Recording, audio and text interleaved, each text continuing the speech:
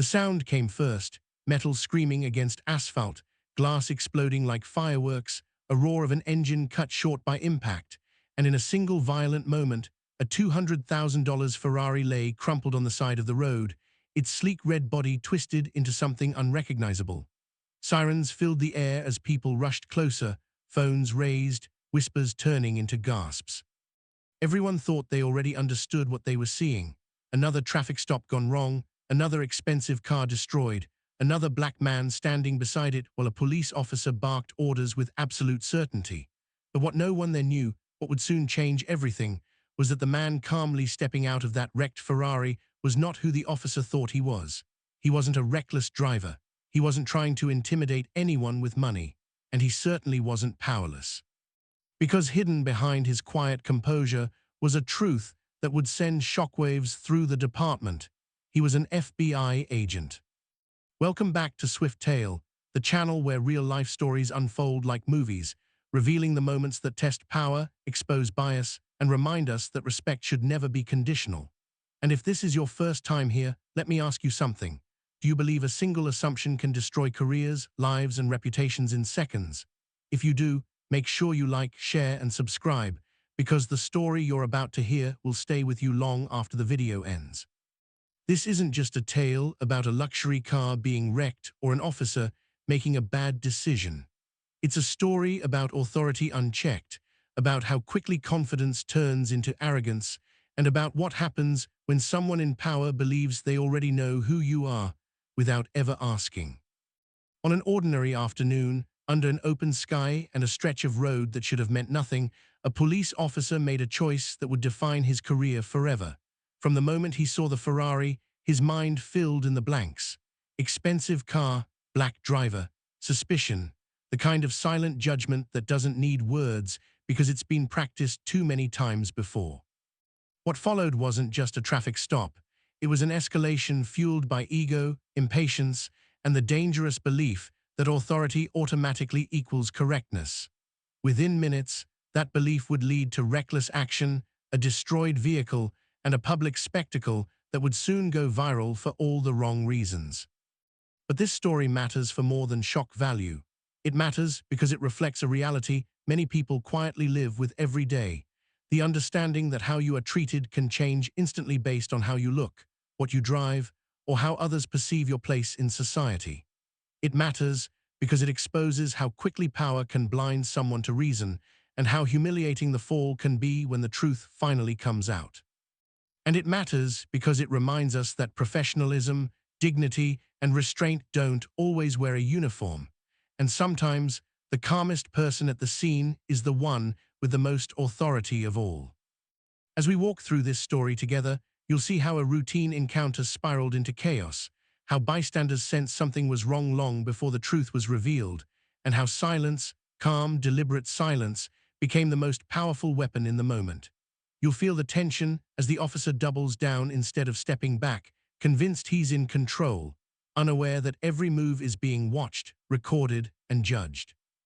And when the revelation finally comes, you'll understand why this incident didn't just end a shift. It changed lives, triggered investigations, and sparked conversations far beyond that single stretch of road. This is not a story about celebrating someone's downfall. It's about accountability. It's about the danger of assumptions. And it's about a system that often forgets the simple truth that respect should be given first, not demanded later. So take a breath, settle in, and stay with Swift Tale as we rewind to the moment before the crash, before the shouting, before the officer realized the man he tried to dominate had been trained to remain calm under far more dangerous pressure than this. Because once you hear what happened next, you'll never look at authority or silence the same way again, before the sirens, before the shattered glass, and long before a uniformed officer decided he already knew the story, there was simply a man behind the wheel, focused, disciplined, and completely unremarkable in the way he carried himself. His name wasn't shouted, his status wasn't announced, and nothing about his posture suggested he needed to prove anything to anyone. He sat low in the Ferrari's seat, one hand steady on the wheel, the other resting casually, his mind occupied not with showing off or drawing attention, but with the quiet rhythm of routine. This was not a man intoxicated by speed or ego. This was a man trained to observe, to anticipate, and to remain calm in environments far more dangerous than a city street. He had earned everything he possessed, though he rarely spoke about it. Years of early mornings, missed holidays, sealed files, and lives lived under constant pressure had shaped him into someone who valued control over chaos. His success didn't announce itself in loud words or flashy behavior. It showed up in the way he listened more than he spoke, the way he measured situations before reacting. The Ferrari, sleek, powerful, unmistakably expensive, was not a trophy to him. It was a reward, yes, but also a symbol of a long road traveled quietly, without applause. To strangers, it screamed excess. To him, it simply represented freedom on rare days when the weight of responsibility loosened its grip. What made him different from how he was about to be treated was not just his job, but his mindset. Federal training had taught him something most people never learn, that reacting emotionally in a tense situation often gives power away. He understood escalation because he had studied it, de-escalation because he had practiced it, and silence because he had survived by it. He knew how authority sounded when it was insecure. He knew how arrogance masked fear. And most importantly, he knew when to speak and when to wait. That knowledge would soon become his shield. Despite his high-level work, he lived deliberately below the radar. No flashy social media presence, no need to announce accomplishments. The less attention he attracted, the safer and more effective he remained. People who knew him personally described him as grounded, thoughtful, almost disarmingly normal. He laughed easily, listened carefully, and carried himself with the quiet confidence of someone who had already been tested in ways most people could never imagine. The kind of man who didn't need to dominate a room to command respect, because he had learned respect begins internally. Yet none of that mattered in the seconds before the flashing lights appeared behind him. None of his discipline, sacrifice, or service was visible from the outside. All that could be seen was a black man in an expensive car, and to the officer watching from behind, that image alone was enough to write an entire narrative. In that moment, the man behind the wheel became a projection of suspicion, of stereotypes, of assumptions that had nothing to do with who he actually was. The irony was cruel. Someone entrusted with enforcing the law was about to disregard the very principle at the heart of justice, judging facts, not appearances. As he noticed the police vehicle closing in, the man's expression barely changed. No panic, no irritation, just awareness. He checked his mirrors, slowed appropriately, and prepared himself mentally, not because he feared wrongdoing, but because he understood reality. He understood that encounters like this could shift instantly, not based on truth, but on perception. He had seen it before from different angles, in different cities, under different circumstances. And so, as he guided the Ferrari forward, unaware of how violent the next moments would become, he did what he had always been trained to do: remain calm, stay alert, and let actions, not assumptions, tell the real story. What the officer didn't know was that this quiet man had spent years dealing with criminals far more dangerous than a speeding ticket. He had faced down threats that never made the news, navigated operations where one wrong move meant never coming home. And yet, in the eyes of authority that afternoon, none of that existed. To them, he was just another driver to be controlled. But beneath the surface, beneath the calm exterior and the expensive car, was someone who understood power better than anyone there, and who knew that sometimes the most powerful response is to say nothing at all. The Ferrari was impossible to ignore. Even at a standstill, even before it would be torn apart by flashing lights and bad decisions, it commanded attention simply by existing. Its paint caught the sun like fire, its curves sculpted with purpose, its engine a promise of power restrained by discipline. To most people, a car like that doesn't just represent transportation, it represents success, privilege, and a level of access few ever reach. And on that road, in that moment, the Ferrari became more than a vehicle. It became a symbol, and symbols have a dangerous way of shaping how people think long before any facts are known. For some, the sight of a black man driving a $200,000 car triggered curiosity. For others, admiration. But for the officer behind him, it triggered suspicion. Questions formed instantly, silently, and without evidence. How did he get it? Who does he think he is? What's he trying to prove? None of these questions had anything to do with traffic law, yet they carried more weight in the officer's mind than speed limits or road safety. The Ferrari wasn't just seen as expensive, it was seen as out of place, and that perceived mismatch between wealth and race planted a seed that would soon grow into reckless certainty. The irony was that the car itself represented discipline more than excess. To afford something like that legally, sustainably, and responsibly requires consistency, patience, and long-term planning, the very traits rarely acknowledged when assumptions take over. But stereotypes don't leave room for nuance. They flatten complexity into something easier to judge. In the officer's mind, the Ferrari didn't signal achievement, it signaled defiance. Not of the law, but of an unspoken expectation of where someone should be. And that silent judgment began to influence every decision that followed. Bystanders, too, read the car as a story before any words were spoken. Phones came out quickly, lenses drawn not just to the flashing lights, but to the contrast, the polished red Ferrari and the growing tension around it. Some whispered admiration, others muttered skepticism. The car amplified the moment, turning a routine stop into a spectacle. Without it, the encounter might have ended with a warning or a ticket. With it, emotions escalated faster and egos swelled louder. The Ferrari raised the stakes without ever saying a word. What made this even more dangerous was how easily an object replaced observation. The officer didn't focus on the driver's calm behavior, measured movements, or compliance. His attention stayed fixed on the car, as if the vehicle itself were a provocation. Each glance at the Ferrari reinforced a narrative he had already accepted as truth. That's how bias works, not loudly, not openly, but through repetition.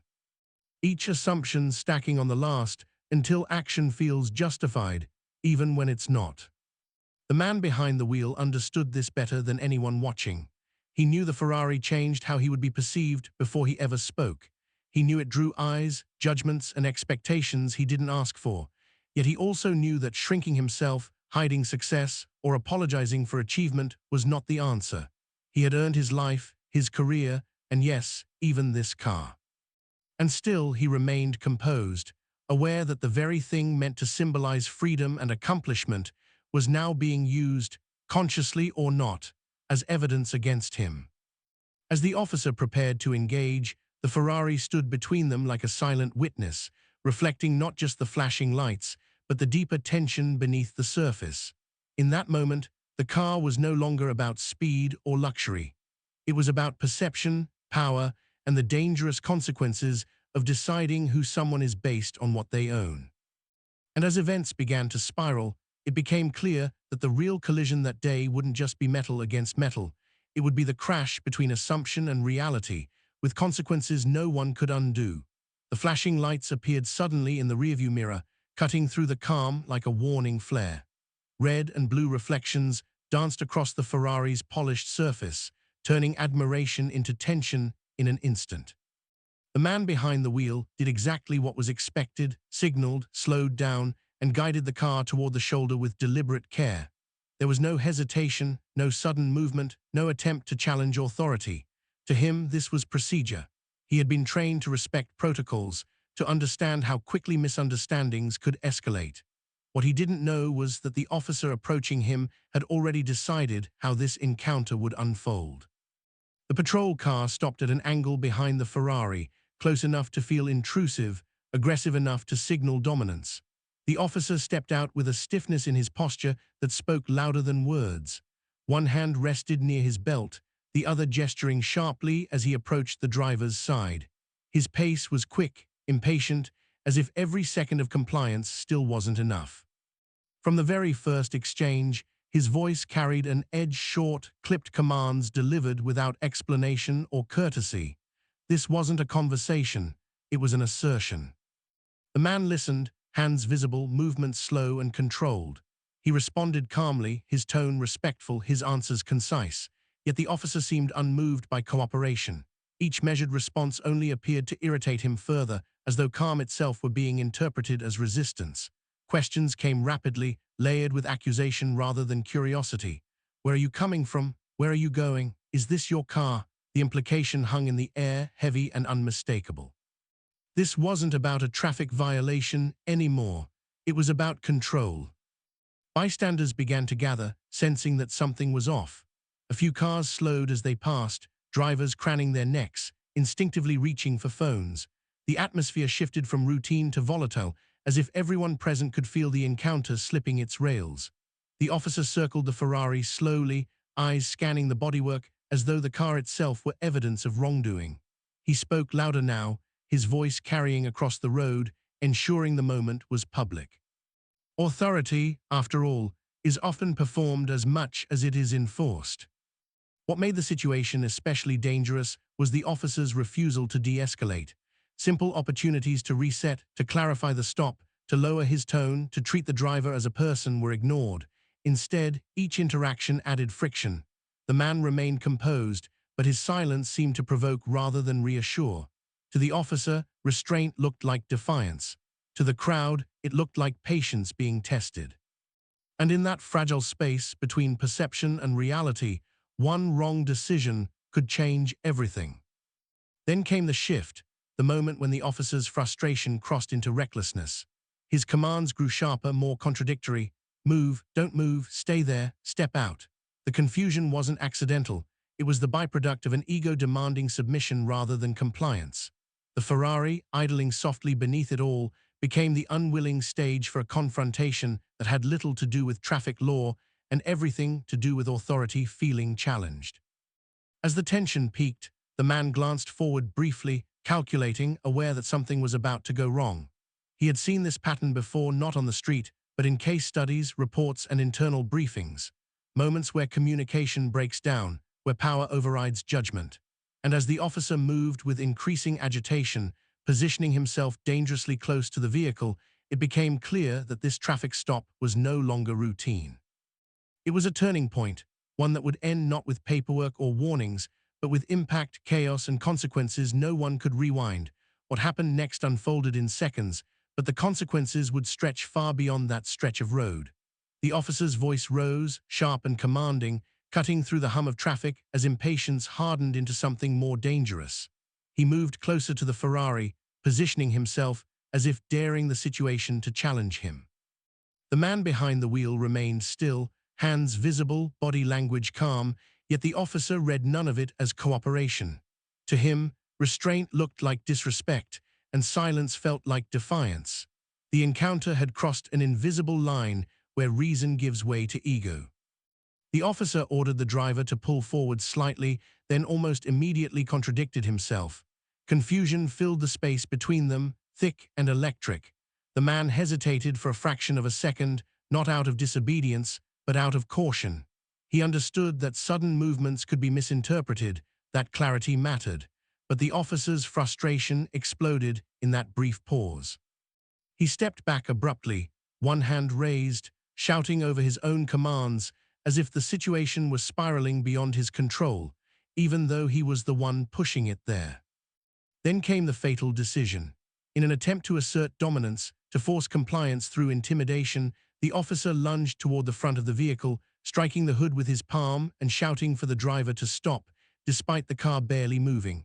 Startled by the sudden aggression and conflicting commands, the man reacted instinctively, pressing the brake harder. Tires screeched. The Ferrari lurched at an angle. In the chaos of shouted orders and sudden motion, control was lost, not by the driver, but by the situation itself. The impact was violent. The Ferrari slammed into a roadside barrier with a sound that echoed down the street, metal collapsing inward as glass shattered outward. Airbags deployed in an explosive burst, white clouds filling the cabin. The engine choked, then died. For a moment everything froze. The officer staggered backward, stunned. Bystanders screamed. Phones dropped, then immediately rose again. The once flawless Ferrari now sat broken and smoking, its beauty reduced to twisted wreckage in the blink of an eye. Silence followed, a heavy, stunned silence that settled over the scene. The officer stood motionless, staring at the damage as if unable to process what had just happened. His earlier confidence evaporated, replaced by disbelief. This wasn't how it was supposed to go. He had intended to intimidate, not destroy, to control, not cause a crash. But ego has a way of blinding people to consequences until they are unavoidable. Inside the wrecked Ferrari, the man took a steady breath. Training kicked in immediately. He checked himself for injuries, then slowly pushed the door open despite the pain rippling through his body. He emerged calmly, brushing off debris, his expression unreadable. While chaos erupted around him, he remained grounded, as if anchoring himself in discipline rather than emotion. The contrast was striking, the officer shaken and speechless, the driver composed and deliberate. Bystanders began shouting questions, accusations flying in every direction. "Why did you do that? He wasn't even speeding. You caused that." The officer avoided eye contact, his authority suddenly fragile, exposed. Sirens approached in the distance as backup was called, not with the confidence of control, but with the urgency of someone who knew the situation had spiraled beyond repair. This was no longer just a damaged car. It was an incident, one that would be reviewed, replayed, and scrutinized frame by frame. And in that moment, standing beside the wreckage of a $200,000 Ferrari, the officer still had no idea how badly he had misjudged the man in front of him. He believed the worst was the crash, the paperwork, the embarrassment. He couldn't yet see the larger storm forming, one that would reach far beyond his badge, into his career, and into a truth he was completely unprepared to face. What should have been a moment for restraint and concern instead turned into a public unraveling. As the smoke thinned and the shock wore off, the officer's instinct wasn't to check on the driver's well-being, but to reclaim the authority he felt slipping through his fingers. His voice returned, louder than before, edged with defensiveness, as if volume alone could reverse what everyone had just witnessed. He barked commands that no longer carried confidence, only insecurity. In front of a growing crowd, his badge felt less like a symbol of control and more like a shield he was hiding behind. The man stood beside the wrecked Ferrari, glass glittering at his feet, airbag dust clinging to his clothes. Despite the destruction, he remained composed. His movements were slow, intentional, his breathing steady. He didn't shout, he didn't accuse, he didn't beg. That calm under the circumstances was unsettling to the officer. It exposed the contrast between professionalism and panic, between discipline and ego. Every time the man responded politely, the officer seemed to grow more irritated, as though respect itself were an insult. Around them the crowd swelled, cars stopped, pedestrians gathered, phones were raised high, red recording lights blinking like silent witnesses, voices murmured, then grew louder. Some questioned the officer's actions openly, others expressed disbelief at how quickly the situation had escalated. The spectacle was unavoidable now. This wasn't just an accident, it was a moment being captured from every angle, destined to live far beyond this street. The officer glanced around, realizing too late that he was no longer controlling the narrative.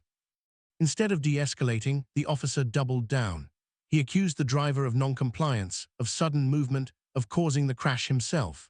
The words came fast, overlapping as though repeating them might make them true, but the evidence stood in plain sight: the wrecked Ferrari, the crowd's reactions, and the recordings that had already begun circulating. The officer's attempts to shift blame only deepened the humiliation. Each accusation sounded hollow, each command increasingly performative. The man listened without interruption. When he spoke, his tone remained level, almost quiet. He asked if medical assistance was needed, if the officer was okay. That single question cut deeper than any accusation could have. It flipped the script in a way no one expected, the supposed aggressor showing concern, the supposed authority figure visibly rattled. Murmurs rippled through the crowd. The power dynamic had shifted, even if the officer refused to acknowledge it. Backup units arrived, sirens fading as they parked. New officers assessed the scene, their expressions tightening as they took in the damage and the growing number of cameras. The original officer's posture changed instantly. His shoulders stiffened, his voice softened just enough to sound official rather than aggressive. But the damage, to the Ferrari, to his credibility, was already done. His colleagues exchanged brief looks that said more than words ever could. What made the moment truly humiliating wasn't just the crash or the crowd. It was the realization that authority without control is painfully exposed. The officer had expected obedience. Instead, he found himself under scrutiny, his actions replayed in real time by strangers who saw through the performance. And standing there, amid broken glass and whispered commentary, he still believed this was the worst of it. He didn't yet know that every second of footage was building toward a revelation that would strip away the last layer of his confidence. He didn't know that the man he had tried to dominate was watching quietly, waiting for the right moment, not to retaliate, but to let the truth speak for itself. And as the crowd continued to film, the spectacle shifted from shock to anticipation, as if everyone sensed the same thing: this story was far from over. As the chaos settled into a tense standoff, one thing became impossible to ignore: the man's calm. While voices overlapped and emotions ran high, he stood quietly beside the wrecked Ferrari, his presence almost unsettling in its steadiness. No packing, no shouting, no visible anger. To many watching, his composure seemed unreal, even unnatural, given the circumstances. His car was destroyed, his safety had been put at risk, and yet he behaved as though he were observing the scene rather than trapped inside it. That calm, more than anything else, began to confuse everyone involved. The officer interpreted it the wrong way. In his mind, calm meant arrogance. Silence meant guilt. The lack of visible emotion felt like a challenge to his authority, a refusal to submit to the chaos he had created. He kept trying to provoke a reaction, raising his voice, repeating accusations, issuing unnecessary commands, but nothing worked. The man responded only when necessary, and when he did, his words were measured, respectful, and brief. Each attempt to rattle him failed, and with every failure, the officer's frustration deepened. Bystanders noticed the contrast immediately.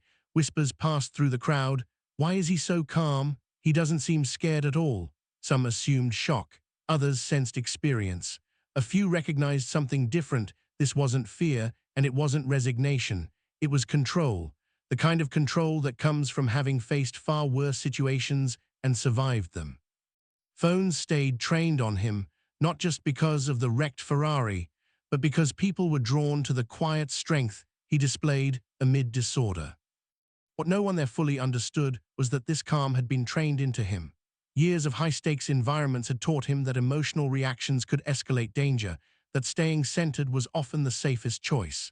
He had learned to slow his breathing, to ground himself in observation, to let others reveal themselves through their behavior. In moments like this, he knew the loudest person often had the least control. And so he waited, not passively, but deliberately. The officer mistook that patience for weakness. He leaned into his authority harder, posturing for the crowd and his colleagues, trying to reassert dominance through tone and stance. But the performance rang hollow. The more he pushed, the more obvious it became that the situation was slipping beyond his grasp. Calm, it turned out, was more disarming than anger. It stripped away the officer's leverage, leaving him exposed in front of witnesses who were now questioning everything they had seen. Other officers on the scene began to sense it too. They watched the man closely, noting his posture, his choice of words, the way he seemed to understand procedure instinctively. There was something familiar about him, something that didn't fit the narrative of a reckless driver or a defiant civilian. A few exchanged glances, silent questions forming between them. Who is this guy? Why isn't he reacting like everyone else would? Still, the man said nothing more than necessary. He didn't announce himself. He didn't demand respect. He didn't threaten lawsuits or consequences. He knew timing mattered. He knew that revealing too much too soon could derail the process. Instead, he allowed the scene to unfold naturally, confident that the truth didn't need force to emerge. His calm wasn't accidental, it was strategic. And in that stillness, as the officer grew louder and the crowd grew more curious, the balance of power shifted almost imperceptibly. What began as a display of authority had turned into a quiet test of character. And while the officer fought to control the moment, the man simply let it happen, certain that soon enough, everyone would understand why he never raised his voice at all. The words came quietly, almost casually, yet they landed with more weight than any shouted command had so far. "You should call your supervisor." There was no threat in the man's voice, no anger, no urgency, just a calm suggestion offered at the exact moment when tension had reached its breaking point. For a split second, the officer froze, as if unsure whether he had heard correctly. To him, the request felt like a challenge, a subtle questioning of his authority in front of a crowd that was already watching too closely. The officer scoffed at first, dismissing the suggestion with a sharp laugh and a shake of his head. He insisted he had everything under control, that there was no need to escalate the matter further. But his words didn't match his body language. His jaw tightened. His eyes flicked briefly toward the other officers, then back to the man. The confidence he tried to project wavered, revealing doubt just beneath the surface. The crowd sensed it immediately. Murmurs rippled through the onlookers as cameras zoomed in, capturing every flicker of uncertainty. One of the newer officers hesitated.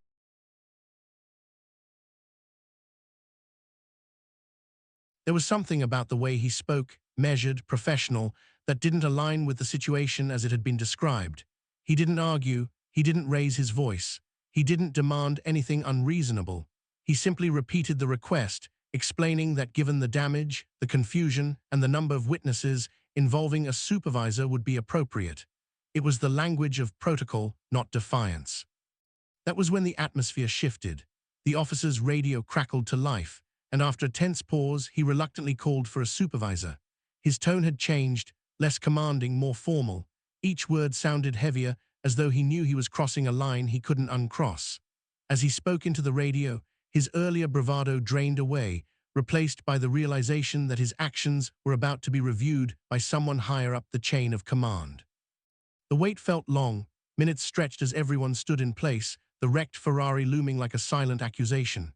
The man remained still, hands relaxed at his sides, eyes scanning the scene with quiet awareness. He wasn't nervous, he wasn't relieved. He simply waited, knowing this was the natural next step. Around him, the crowd leaned in, anticipation thick in the air.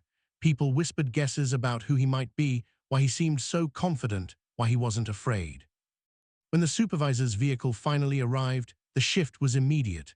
The senior officer stepped out slowly, surveying the scene with practiced eyes, taking in the damage, the gathered crowd, the body cameras, and the recordings being made by civilians. His gaze lingered on the Ferrari, then on the driver, and finally on the original officer. No words were spoken at first, but the silence was telling. This was no longer a one-man show. The supervisor asked calm, pointed questions, listening carefully to both sides. The man answered respectfully, clearly, and without emotion. His responses were precise, almost rehearsed, yet entirely natural, another detail that didn't go unnoticed. The supervisor nodded occasionally, his expression tightening as inconsistencies began to surface. The officer's earlier accusations now sounded less certain, less convincing under scrutiny. As the supervisor stepped aside to confer with the officers, the crowd buzzed with speculation. Something was unfolding, something bigger than a routine review. The man's request, so simple, so unassuming, had shifted the entire trajectory of the encounter. Authority had been paused, if only temporarily, and replaced with oversight. And as the supervisor returned, glancing once more at the calm man beside the wrecked Ferrari, it became clear that this pause was only the beginning. The truth was edging closer to the surface, and when it emerged, nothing about this scene would look the same again. The moment didn't arrive with drama or raised voices. It came quietly, almost respectfully, as the supervisor turned his attention fully to the man who had remained calm through everything.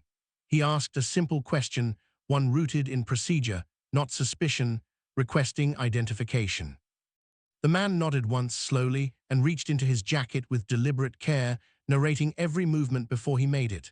The crowd leaned in, phones zoomed closer, even the air seemed to still. From his wallet, he removed a credential holder and extended it outward, not toward the officer who had caused the crash, but toward the supervisor. And when it opened, the entire scene shifted. The supervisor's eyes dropped to the badge, then lifted again, sharper now, more alert. His posture changed instantly. The casual authority he carried hardened into something far more serious. He studied the credentials carefully, then checked them again, his expression tightening with each passing second. The words Federal Bureau of Investigation weren't announced aloud, but they didn't need to be. The reaction alone said everything.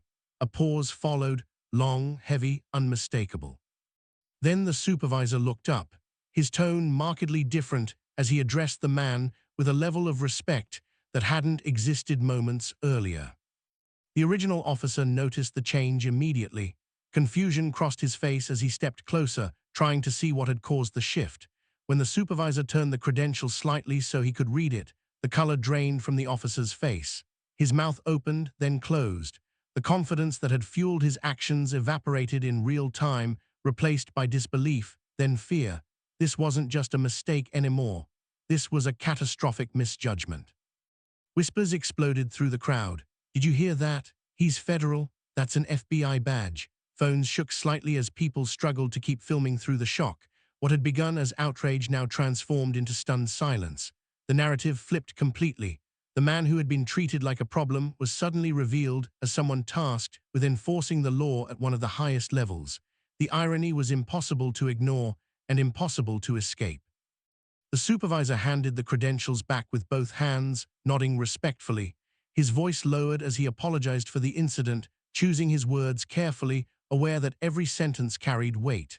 Backup officers stood straighter now, their demeanor shifting from defensive to formal. Radio traffic increased quietly behind the scenes. Names were requested, badge numbers noted. The machinery of accountability had begun to turn. The original officer stood frozen, eyes fixed on the wrecked Ferrari as if seeing it for the first time. Every earlier decision replayed behind his eyes, the tone, the accusations, the escalation, the moment of impact. He understood now that the calm he had misread wasn't arrogance or defiance. It was training, discipline, experience. And the realization hit hard. He hadn't just disrespected a civilian, he had humiliated himself in front of a federal agent, a crowd of witnesses, and a dozen recording devices.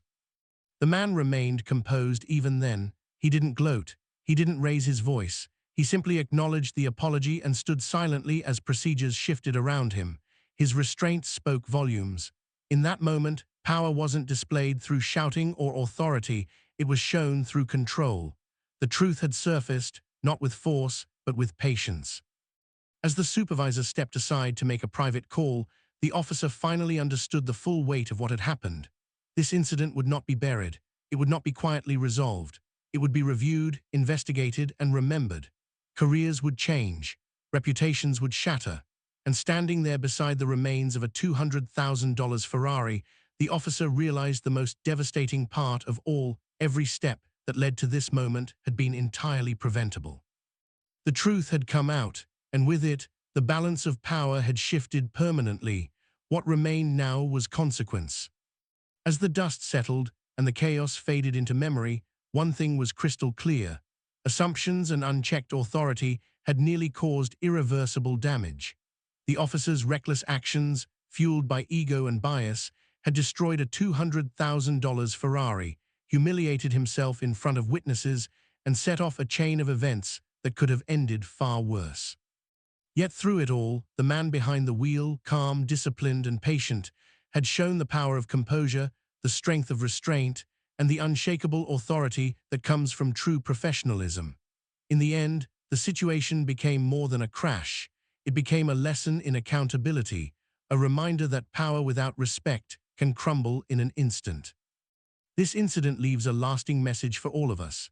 It highlights the dangers of judging others based on appearances, possessions, or assumptions, and it underscores the importance of maintaining professionalism in every encounter, no matter how tense.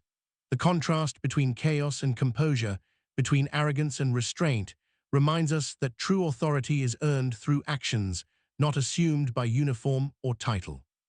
And it serves as a stark warning. The consequences of losing sight of that truth can affect careers, reputations, and lives forever. For viewers here on Swift Tale, the lesson is both personal and universal. Stand firm in your dignity, even when others try to provoke or belittle you. Recognize that appearances can be deceiving and that the quietest person in the room often holds the greatest power.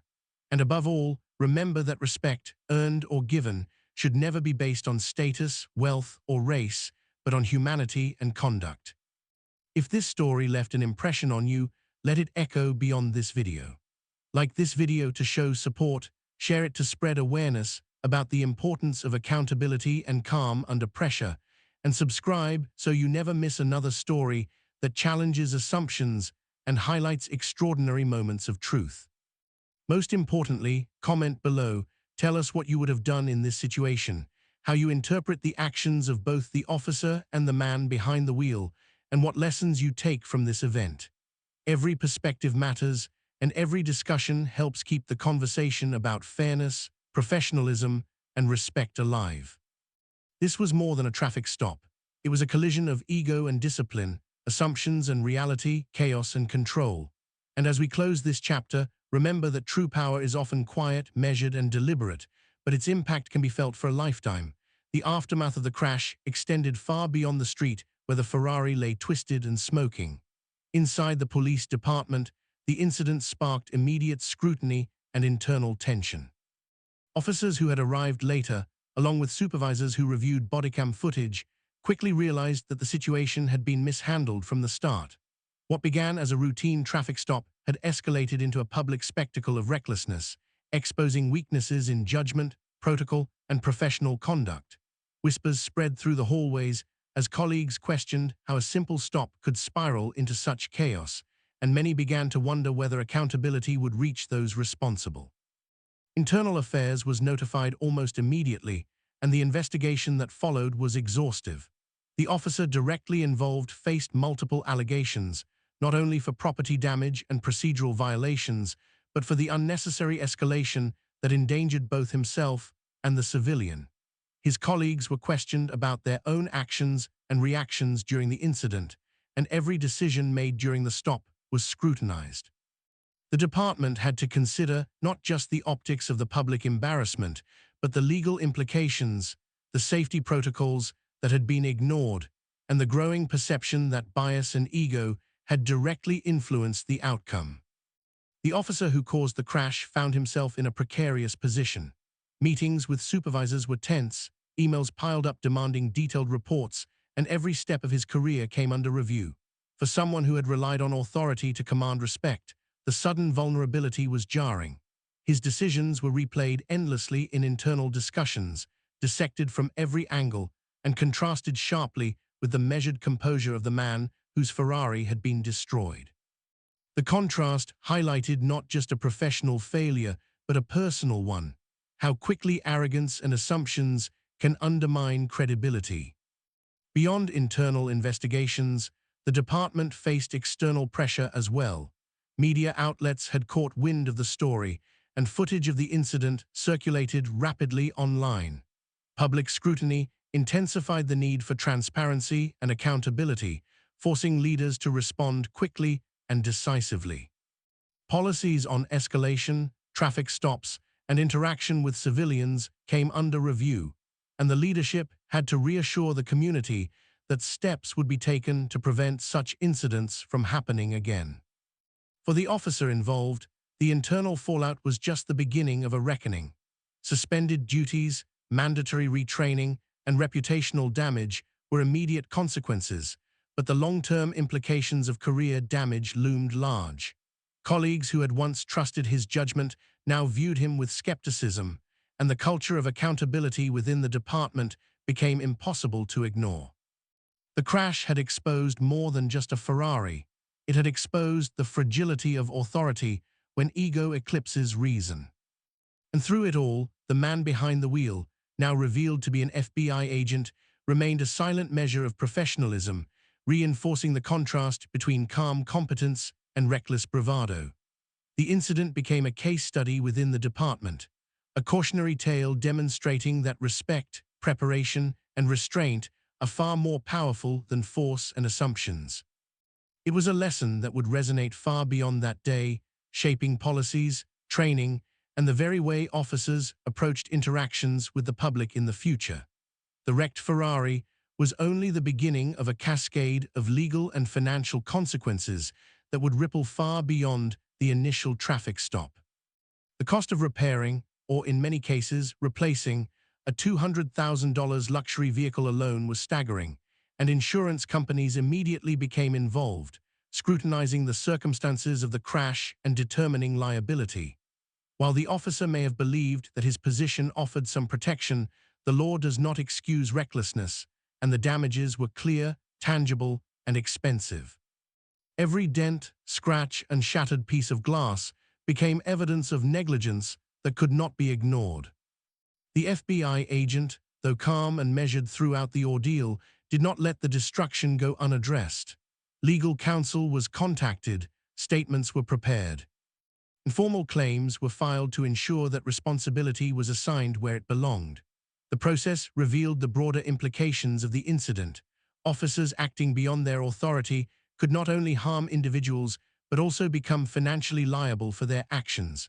Lawsuits were threatened, and the department faced the reality of reimbursing significant costs, a scenario that fueled internal and public scrutiny.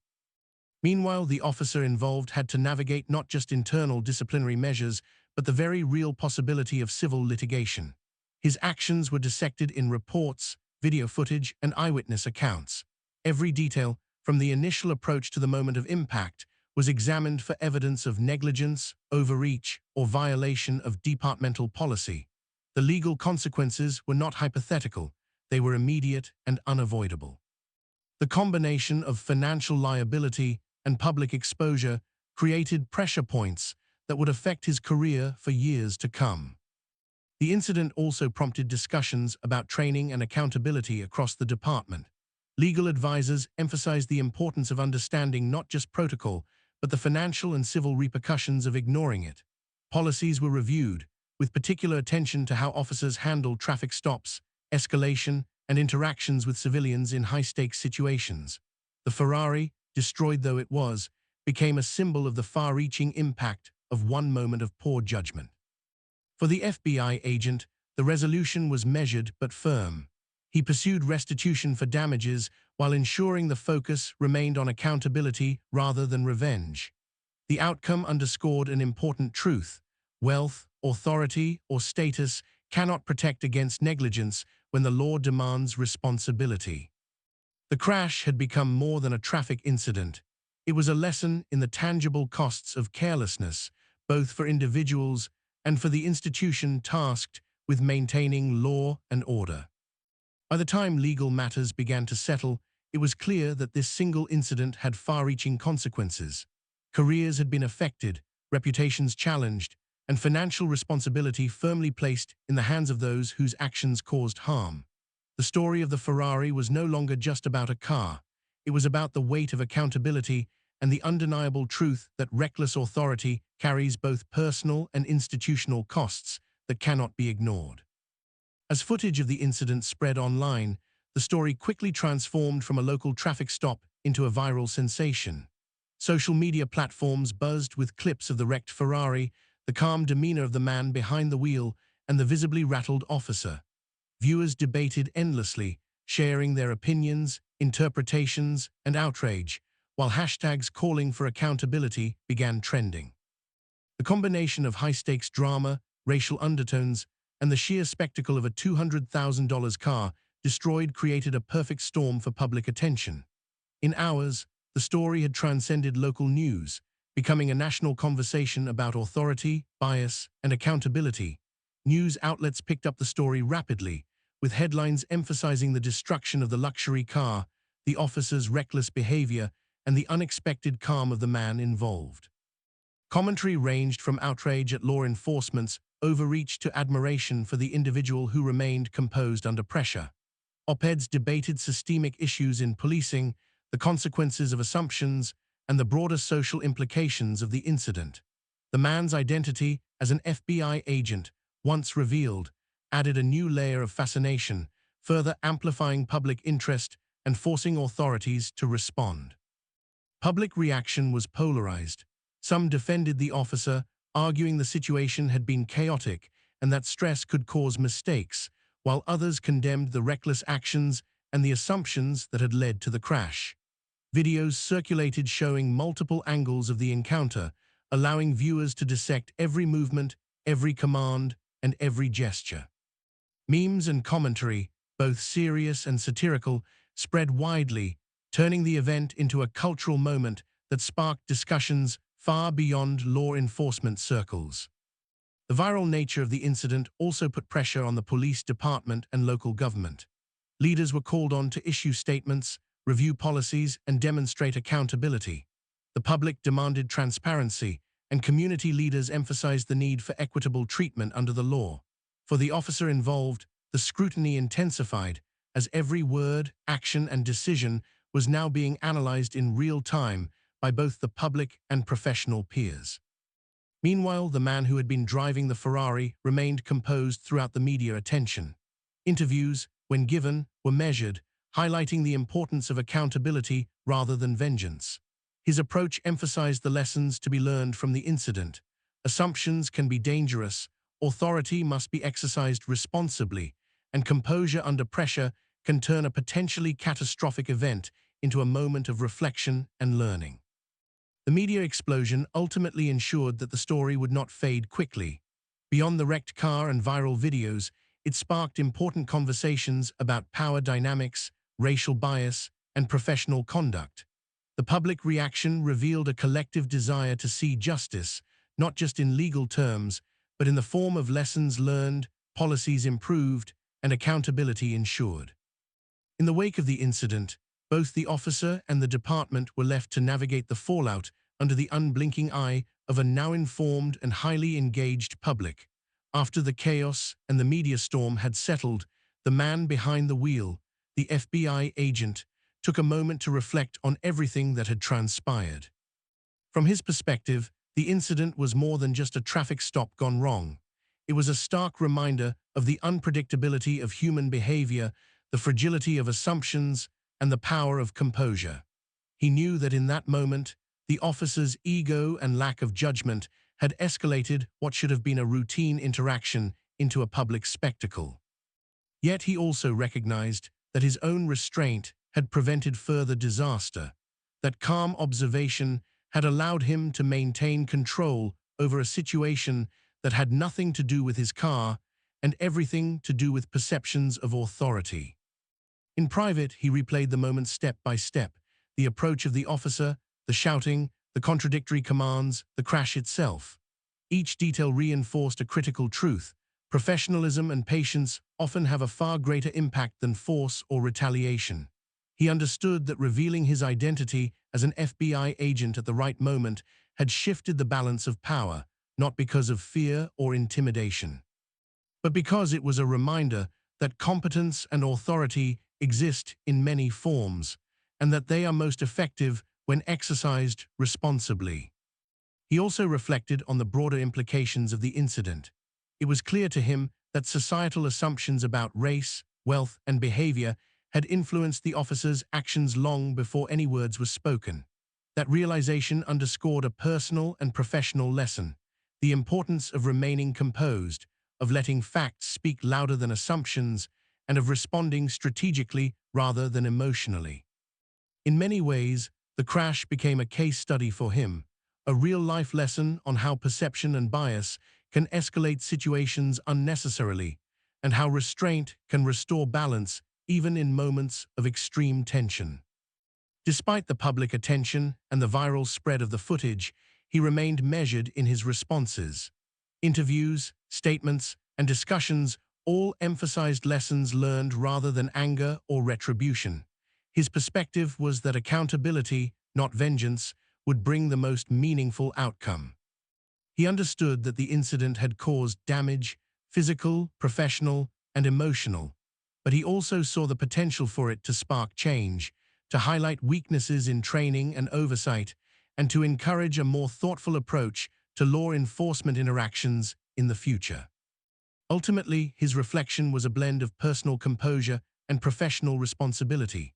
The wrecked Ferrari, the humiliated officer, and the viral attention were all external markers of a lesson well internalized.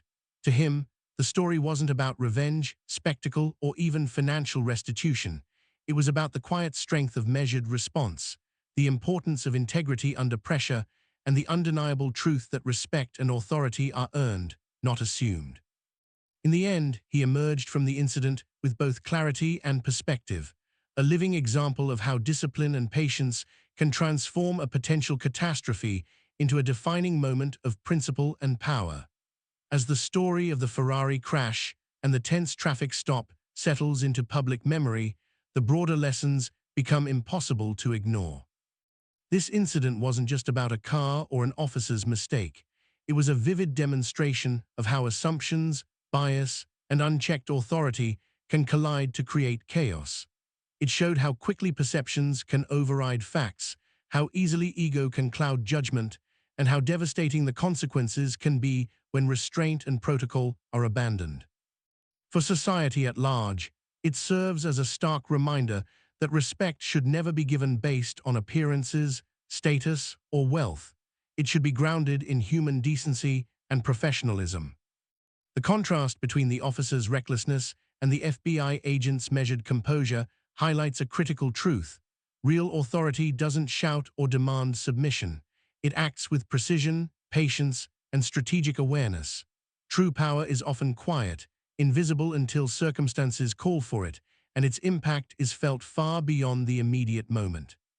In this case, a single act of calm and deliberate action prevented what could have been a far greater disaster, demonstrating that discipline and restraint can transform potential catastrophe into a teaching moment. For viewers on Swiftail, the takeaway is clear. We are all judged by how we respond under pressure, how we manage conflict, and how we uphold our principles in moments of tension. The crash is a metaphor for life itself, chaotic, unpredictable, and often shaped by assumptions rather than truth. Yet through patience, professionalism, and unwavering composure, it's possible to navigate even the most dangerous situations without losing control or compromising integrity. Moreover, the incident underscores the importance of accountability. The officer's career faced scrutiny, legal consequences followed, and the department had to confront uncomfortable truths about training, bias, and authority. The lesson resonates not only within law enforcement, but in every sphere of life. Actions have consequences, and assumptions without understanding can lead to irreversible harm. Observing the outcome reminds us that every decision carries weight, and that measured, ethical behavior matters more than power or ego.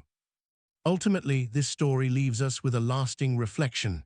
Calm under pressure is a superpower, integrity outlasts arrogance, and the consequences of our actions reach far beyond what we can immediately see.